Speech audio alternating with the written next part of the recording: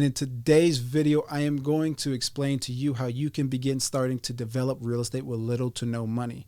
Now, beginning my real estate journey, I always thought I needed a whole bunch of capital to get going. But as I started more and more developing, I started to understand how to utilize debt, how to work with partners, and eventually I figured out how to start developing real estate with no money out of pocket. So stay tuned to this video, and I'm going to be explaining to you how you can get started developing real estate with little to no money. I did 56 broads on the European tour and they was all crazy. I did 56 broads on the European tour and they was all crazy. What's up, guys? T-Cash here. Before we even get started, personally, I like new developments much better than doing a flip or a rehab or anything like that.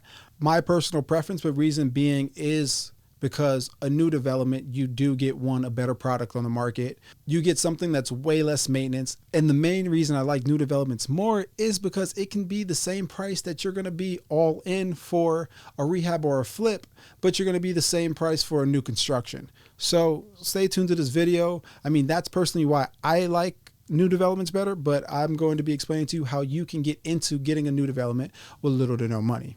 So the first thing you're probably asking, how am I going to get into real estate? How am I going to develop real estate with little to no money? Now, first thing you're going to need to do is determine a market.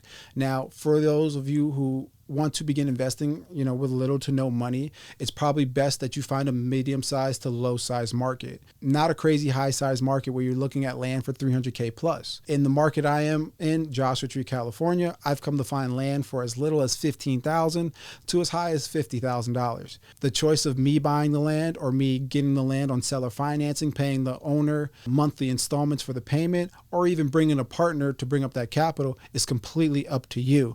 But in a medium-sized market like Joshua Tree, California, I find myself at roughly around $20,000 to acquire some land.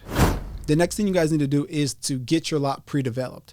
Now, pre-development costs can cost you anywhere from $20,000 to $40,000, depending on the city you're developing in or the state you're developing in. All planning and city fees and determining what the city wants, architects, structurals, all the testing that you need can range anywhere from $20,000 to $40,000 in a mid-sized to low-sized market. Depending what type of market you go into, pre-development costs in a mid to low-sized market can cost you anywhere from $20,000 to $40,000. Keep that in mind as you're developing any type of real estate. So the next thing you need to do after you get your lot pre-approved and you spent the money on the land and the pre-development costs, the next thing you need to do is you need to go to a construction lender. Now, depending how much skin in the game that you have with your deal and depending on what your plans get pre-approved for, determines how much money you are going to be out of pocket. Now, every construction lender is different, but if you do have enough equity when your plans get pre-approved, there has been instances where the construction lender can completely take over and be okay with the amount of money that you put in for the land and the pre-development costs, and that will count as your equity going into your deal. So initially, if you bought your land for $20K and you paid about $30K for pre-development fees and you're all in $50,000, you might be no more money out of pocket going into your construction. So this is always something that you have to consider when going into any new development. One thing I recommend is that you go and speak to your construction lender and you find out the terms of your construction lender before you even purchase your land. This is so you know exactly what you're getting into prior to starting. So I have a property similar to this. We spent $20,000 for the land. We spent $30,000 for the property to be pre-developed. The next thing we did is we got those plans that were approved by the city appraised by a local appraiser to see what the market value would be of the property when it's all said and done. That same property got appraised for $850,000. My construction lender is able to fund 60% of that in construction costs. 60% of $850,000 is $510,000.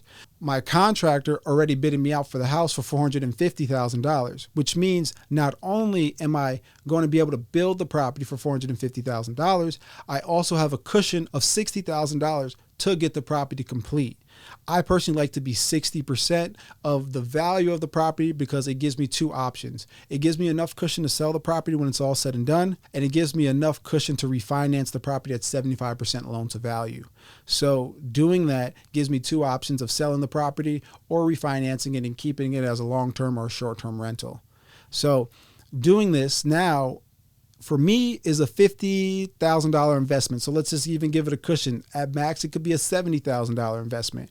So you can raise that capital of the acquisition and pre-development, bring a partner in with you, and get the deal done by being little to no money out of pocket. This comes with you having a plan of action, a plan of what you're going to buy the property for, what it's going to cost to build, what it's going to cost to pre-develop, and what the value of the property is going to be when it's all said and done. But if you align yourself the right way with the right lenders, with the right builders, with the right architects, and everything that you need for development, you can mitigate risk and you can work with partners along the way. So this is one way that you guys can get started developing real estate with little to no money. The choice is yours, whatever you decide to do. Stay tuned for more content on how to develop real estate, how to wholesale real estate, how to get into real estate in general with little to no money. And like always, make sure you like, comment, subscribe to this channel for some more great content. And the flow at the store that was lurking. All the floor in the carpet was breakfast. Sprinkle sauce in my drink and I